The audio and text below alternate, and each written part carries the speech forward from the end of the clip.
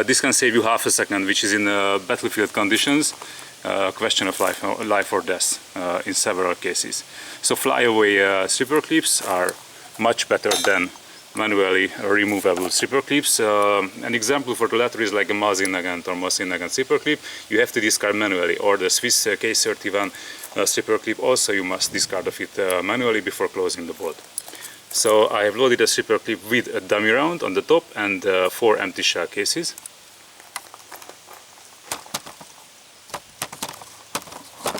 And I will mount the camera on the table and show you how to feed the rifle. Just put it in. And again, you don't need to discard it manually, just close the bolt and you're ready.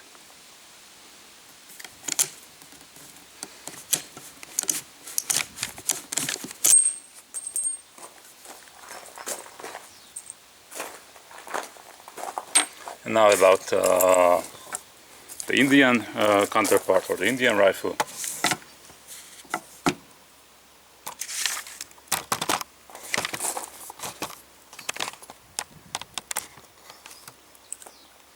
So again, we got empty shell casings and a dummy round. You put it in,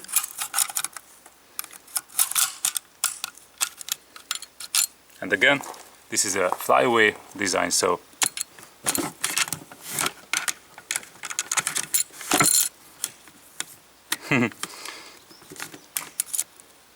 okay, I'm sorry, accidentally took out the bolt, my bad, not the rifles. So you close it and you are ready to go.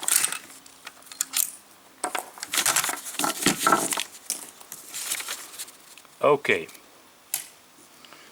So basically, with the Indian Enfield, I'm shooting 1.5 MOA or minute of angle in 100 yard range, and with the British counterpart, I can usually get around 1 MOA or 1 inch in 100 yard.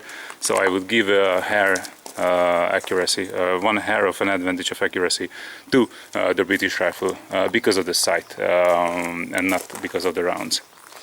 Okay, getting back to the chart, what the rifles are noted for. Of course, the British is noted for being the main battle rifle of the British Empire for 60 plus years. And the Indian is the last mass-produced standard bolt action rifle issued to any military in the history. Availability and price. Both rifles are relatively easy to come by. However, the British rifle was mass-produced. More than 70 million pieces were produced, and the Indian there is only 500,000. So, of course, in Europe at least, it's much cheaper and easier to get any kind of SMLEs or Lee-Enfields than an Ishapore. And an absolutely not objective, completely biased and total nonsense showdown comparison. In my opinion, I would give accuracy wise more points, 10 points to the British and 9 to the Indian rifle. Handling and weight, I would give 10 points to the British and 9 to the Indian, because the Indian rifle is way heavier. Again, these score sheet and these scores are against one another, so not against another military rifle like a Kar 98 or Mosin Nagant, but the two rifles are competing against each other. Mortal combat. Because of the bigger capabilities of the cartridges, the plus 10% performance in punch and the plus 2 rounds in the magazine, I'm going to give 8 to the British only and 10 to the Indian rifle. Reliability and awesomeness, in both cases I would give 10 points, so my verdict is 48 versus 48 points out of 50, and the verdict is buy both if you can, because collecting military surplus firearm is one of the best hobbies there is, actually. And both of these rifles are gorgeous. Both of these rifles shoot great and they're really fun. And they have a lot of history, a lot of military history behind their backs. They were actually carried for lots of decades, half a century, more than that. So even today, the Enfield Ishapore or the RFI Enfield can be found in border patrol units and second or rear echelon units in the Indian Army.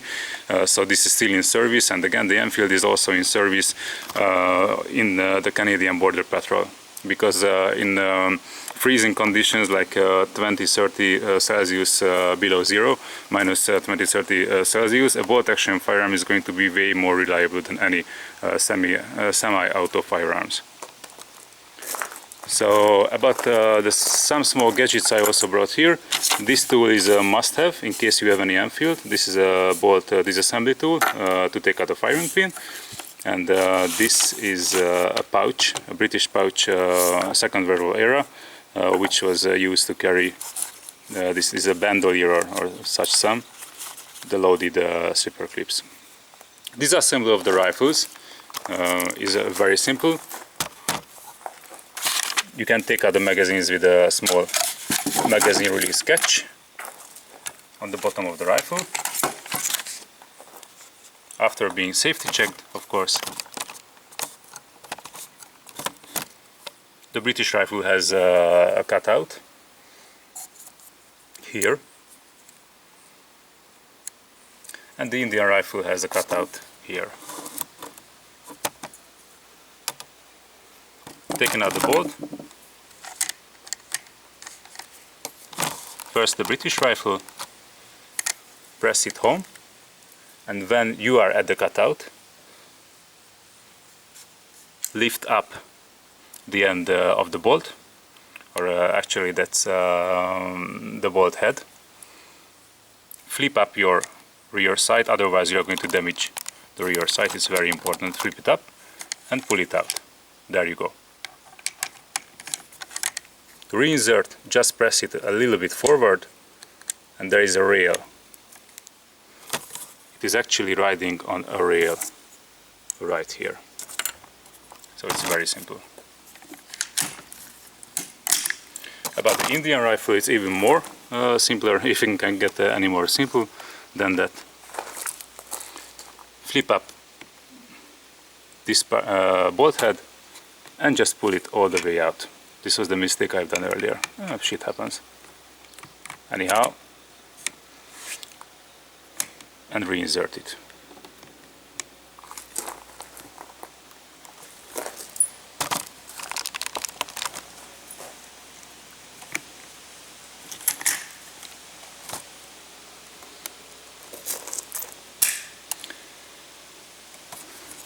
Thank you for watching. Please don't forget to subscribe, rate and comment. So this was a comparison, a biased, absolutely non-objective comparison of two gorgeous military surplus rifles, the Enfield 2A1 Ishapore in 308 Winchester or 7.62 by 55 NATO, and the 303 British Enfield SMLE number 4 Mark I. By the way, just a private opinion about this never-ending debate of 308 Winchester versus 7.62 by 55 NATO. I have shot several firearms which were originally designed for 7.62 by 55 NATO with the 308 Winchester commercially available rounds. This Enfield is surprisingly shooting the best groupings with this very cheap Wolf 308 Winchester steel case ammunition, FMJ of course. And I have never had any failures, issues, bolts blown up or something like that because of using a 308 Winchester. So in my humble opinion, this is a debate which is overheated and absolutely useless and unnecessary. In case of a good, well-conditioned firearm with well maintenance, there should never be any issue of firing a 308 Winchester in a 7.62 by 51 NATO designed firearm. After thousands of rounds, I had a Spanish Mauser, I have this Enfield, and other firearms as well. We have never had any sort of issues. So bottom point, if your firearm is well maintained and you are paying attention and the head spacing is okay, then there should be absolutely no problem. Thank you for watching. Have a nice day. Bye bye.